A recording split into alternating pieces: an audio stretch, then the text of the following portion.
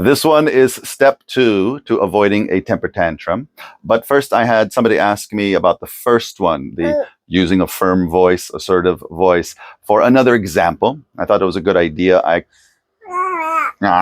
actually forgot to add something that I thought was a good example. Long time ago, I had a friend, and her son was 2 or 3 years old, and we were talking about this. And I said, "Call your son over here."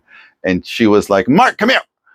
And he looked around, went back to playing with his toys. And I said, "Watch." I said, "Mark, come here." And I really don't know this kid very well yet. Hadn't hung out with him too much, but he popped right up and came right over. So she slurred her words as a parent, but these are the things we need to be careful about, especially when I will often refer to making your expectations clear.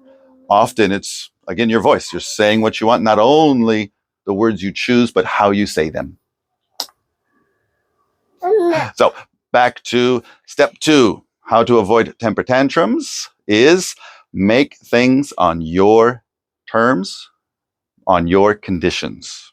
A very quick example is a few weeks ago at school that I work at, I saw outside there was a class having a sports class. All the students are lined up to participate. This couple with their child who was noticeably younger than the kids who were in line, they were checking out the school. They're walking around, and their kid got in line, and not a big deal. I'm sure the class doesn't care. But the dad picked them up. Didn't surprise me. Oh, when he picked them up, when he picked them up, the kid started crying, and immediately the dad put him right back down in line. Big mistake. When he put him back down in line, he taught his son to cry to get what you want. Very simple. And I really do think this is the root cause of the majority of temper tantrums is earlier on, they learned, I cry, then I get what I want, without the parents even realizing, without thinking about, that's where they learn into getting what they want.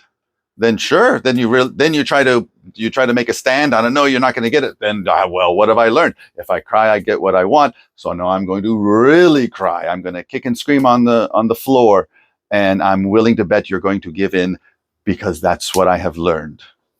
So again, we want to avoid this very easily. What you do is, again, to avoid a tantrum or something, as you pick him up, and if he's going to cry like that, or when he cries like that, then you just quickly say, I will put you back down when you stop crying.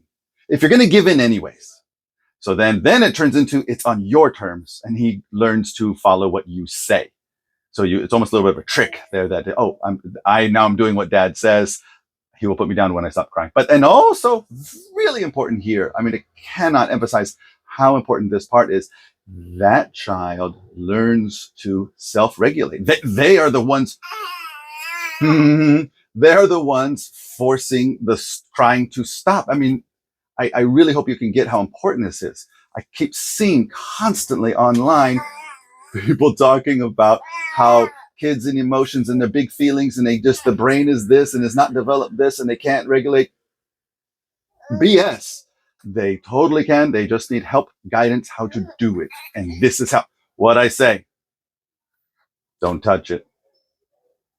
And that's how they do it. You're just telling them they will get what they want on your conditions. Pretty simple. I'm willing to bet this is going to help out 90% of the time, a very, very large portion of the time it will help you out. And I believe now I haven't had to deal with temper tantrums.